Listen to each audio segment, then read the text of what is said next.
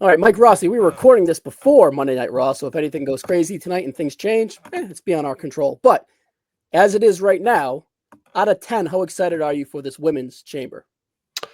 Probably about a 9. I feel like this is maybe one of the more star-studded ones that they've had. I love the chamber. I think that it's definitely a match that really accentuates people's strengths and kind of can hide weaknesses a little bit.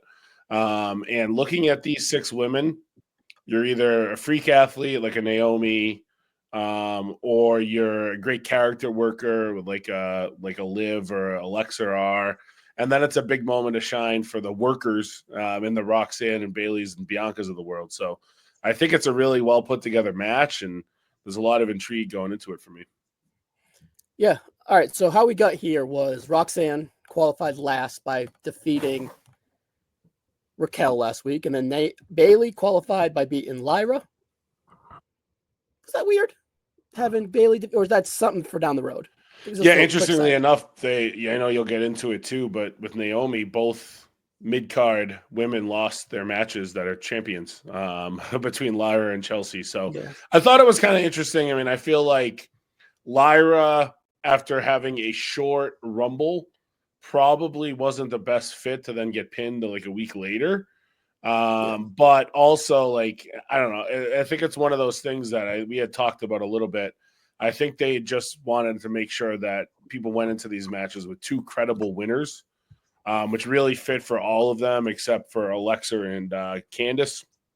So Alexis beat Kansas, Naomi beat Chelsea, Liv beat Io, which is surprising, and then Bianca defeated Piper. So, yeah, like you said, there was all quality there, but you sacrificed your brandly new women's title champions, but your tag title champions are in here. So it's like they're damned if they do, they're damned if they don't, right? It's kind of whatever. Right. And obviously we don't know. Maybe those tag champions, maybe there'll only be one tag champion in this by the time the match goes on. As we're recording before tonight, but they're on the graphic. We can see in the middle of the screen here. They're on the graphic as champions. So we'll see. It's going to be interesting. And then you got the Bayley Roxanne rift that's kind of been building over the last couple months. Obviously, they had the match at Vengeance Day with Julia, where Roxanne got pinned, kind of her send off from NXT. So this is kind of really her first, huge match other than like a Rumble on the main roster. Rumble with her like second or third Rumble actually, but coming off of a record breaking time, beating Bayley's record last year. And I'm curious what they do with Roxanne, because you could present a way that you can see any of these girls kind of winning. Let's go from backwards, right? I think the biggest surprise would be Roxanne winning, but you could definitely see a road where she goes. But it would make sense if Rhea was a heel and Roxanne was a babyface.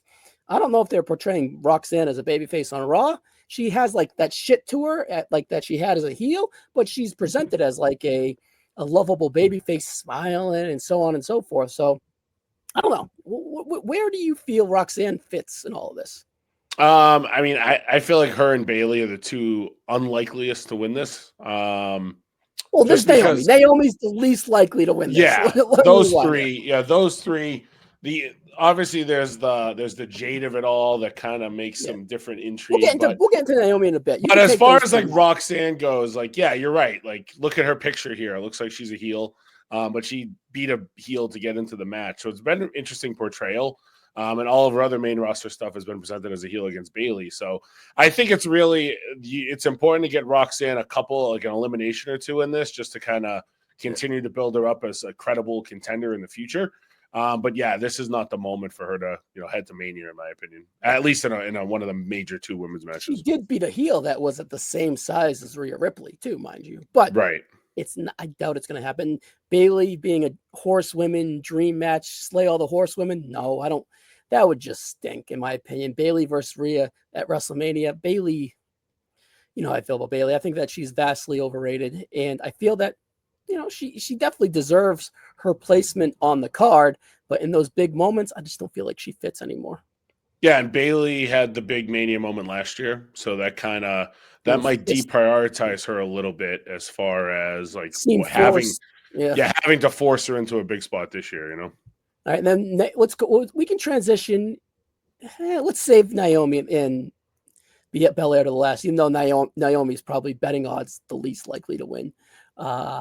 Liv Morgan, they can't, just because, like, I could see them doing it, but not if it was the Rhea's part of it's no way, no how, over and done with. She screams tag match at WrestleMania. Right, and I think her and Alexa kind of got started at the Rumble. Yep. She eliminated Alexa. Yep. If you notice, last week on SmackDown, Alexa had a backstage segment with Nia, and you got to see the Wyatt stuff kind of start flashing in front of her. So I wouldn't be shocked if we have some like Nikki Cross involvement in this match. She could use like the supernatural to get her into the ring, but does she do that to help Alexa or hurt her? But either way, I feel like we might start seeing a path of whatever Liv and Alexa are going to be doing at Mania, because I assume they're going to be tied together in a way, whether it's as a single or as a tag, which I think obviously if Liv and Raquel win the tag titles heading into this show, now we might be talking about them defending against like an Alexa and a Nikki in that Twisted Wyatt 6 world. But I would expect them to be tied at Mania one way or the other. And I think whatever happens with those two as far as eliminating each other, they're going to be together in that. Yeah, it's cute, right? They're probably they're both like hardcore fans that veer away from everything. It's like ride or die Liv, ride or die Alexa, and having those two kind of clash would be like a little island of their own. So it would be interesting. Mixing the Wyatts would probably need it, but they would have some juice as a Alexa versus Liv match, but I don't think either of them are going to win it. I'm curious how far Alexa goes in the chamber and how they present her in the chamber, because they presented her well in the Rumble. Yeah, she didn't really. But she wasn't in it for long. She wasn't in it for long. And what do they do here? Do they get her?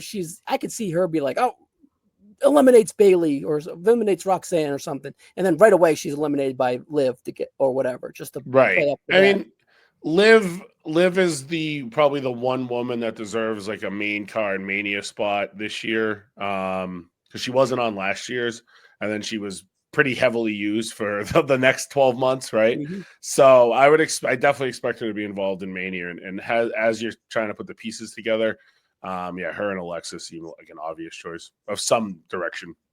All right, let's live in this Naomi and Bianca vortex real quick. So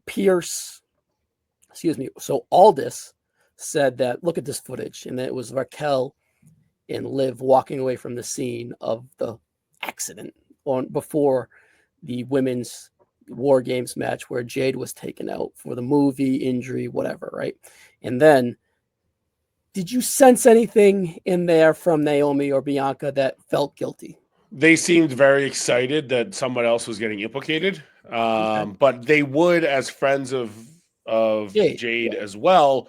But what was interesting is I don't remember where it was, if it was on SmackDown this week, but there was somewhere along the line where they implied that Jade hadn't been responding to Bianca's text messages. And remember when that attack happened, Bianca was in the ring. So the obvious one is probably not what they're showing us, making us think it's Liv and Raquel. But I would expect that to maybe be shown to be Naomi as the attacker, but working kind of in unison with Bianca, because they've been really in lockstep ever since the injury to Jade. You know, they're wearing matching gear every week. They seem happier than the pig and shit. The bad cheerleaders, the heel cheerleaders. Right. They got the titles. There was really no fight with that. So I do expect the Jade stuff to end up falling on Bianca and Naomi. Whether they hold that till Mania, and that kind of involves itself in the ending of the Rhea title match. We'll see. But who knows? By the time people watch this tonight, they might be able to see that something happened on Raw as well. There's a lot that's going to be intertwined with that, but normally in the Triple H world, what looks like the obvious answer to the whodunit is not. So they did the Liv and Raquel thing to kind of throw the scent off of Naomi and Bianca, but I do still expect it to be Naomi with Bianca being knowledgeable of it. Yeah, and it plays into a perhaps tag title change as well. So interesting. I don't really know if I want Naomi to be the attacker. I don't feel like she would live up to it from a character standpoint, right? It's a weird fit for me. It's kind of weird. Turning them both heel on that SmackDown roster would be kind of weird because I there don't really think isn't I a lot love of babyface Belair as a power heel. there. I don't think I love Belair as a heel. I mean, when you think about it, if you do the turn or nowish and then she goes on to face Rhea, it probably makes more sense because, you know, then you got the heel Bianca against the babyface Rhea. But isn't the match Jade though? Right, but that's the thing, is it muddies the water. So it's very interesting in how that's all going to come together. And, you know, as well, we think Bianca might be the obvious one to win this chamber match. And the betting odds suggest that she's minus 410. And the only one that's negative money. Who knows? This is one I'm going to keep an eye on because that might come closer to zero as it gets closer. I could see there being a swerve here one way or the other, but to your point, with who? Like, I don't see any of the other 5 girls really winning it right now. Can you close your eyes and can you see Jade and Rhea together? Like, can you see them like aligning?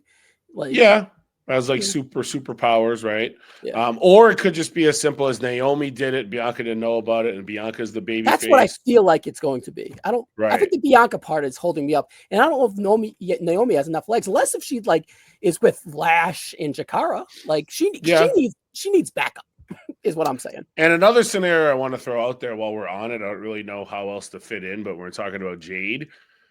What if now? Who's the woman that you probably were most expecting in the Rumble that didn't end up in the Rumble? Becky, right? Becky. What if on Saturday we open the show with Naomi through a car, and then Becky replaces her, and then Jade shows up and says, "Enough of this shit." Yeah, and Jade could be the one that gets revealed as Naomi. Now we're talking. Now, I know that I feel like we always talk about like that attack that knocks someone out of a match, but this is one that makes a lot of sense. Mm-hmm. Did it have Irish license plate? We have to go back. Did they import a car from Ireland? Right. And then maybe that turns into like that never dawned on me, Mike. I think that's got a low-key fire. Yeah, so I think it's a good way to do it. It juices up the match. If you could pick one person to come out of this match, it's probably Bianca. I mean, I'm sorry, it's probably Naomi. So there's a lane with that. And if you told me that they decided to go back to Rhea and Becky for a second year in a row, it wouldn't shock me either, you know. Becky would need more juice, kind of like she would need something else to get us there. All right. But when think of her last big layoff, she came back and squashed Bianca like a bug. Mm-hmm. So who knows? And it became big time Bex. I feel like the man, she's going to come back, not the man. I agree. She could be the man, but not as that conquering baby face. She needs to be evolved, that character. Mike, I never saw that coming. I'm kind of into it. I'm into it. All right. After the chamber, next week on Raw, we have Io versus Rhea. Anything coming out of that would imply dealing with the chamber? Because this gets the winner of this would get that title belt at Mania. The fact that they're doing it after is very interesting to me. Like, that immediately made me think maybe we're going to somehow get a 3-way, especially with Rhea being the one that kind of screwed Io indirectly out of this match. And then that is what earned her title shot too. But they were like, yeah, we're going to have this match in 3 weeks. It's just, they've clearly got a story that's going to put it all together. And maybe it's as simple as, you know, Bianca wins this and then Rhea beats Io and then they do the stare down. But I don't rule out a 3-way either. Because I think now that you say that, I wouldn't rule out a 3-way with Roxanne, Io. Yeah. If there's a lot of things, I mean, honestly, this is why I gave this a 9 out of 10. There's some things that, sure, like maybe the Becky stuff is just completely. I'll go to 7. I was at like a 5. I'm at 7 now. Maybe it's a complete figment of my imagination, the Becky stuff, but she wasn't in the Rumble for a reason, right? Yes. And there's a bigger story that didn't want her to get eliminated from the Rumble, as I'm assuming the answer. I always thought it was going to be to set up a Becky Lyra match at a Mania, but Lyra was like no reaction in the Rumble.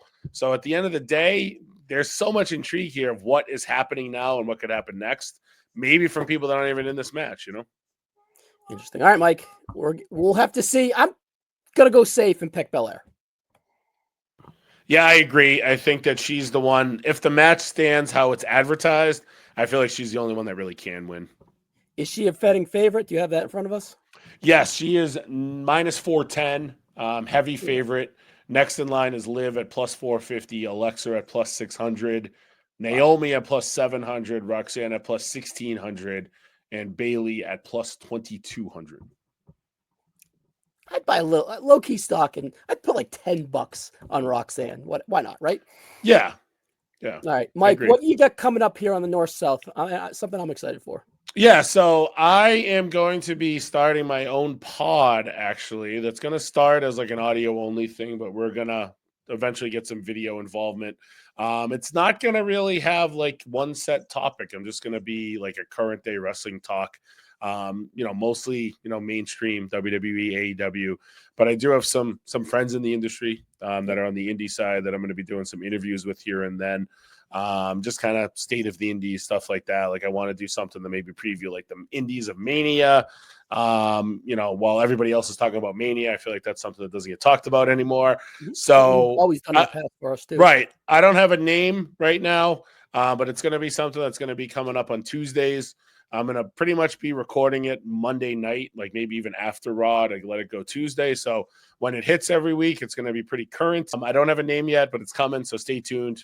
Next time you hear from me, it could very well be the first episode of that. So we'll see what's up.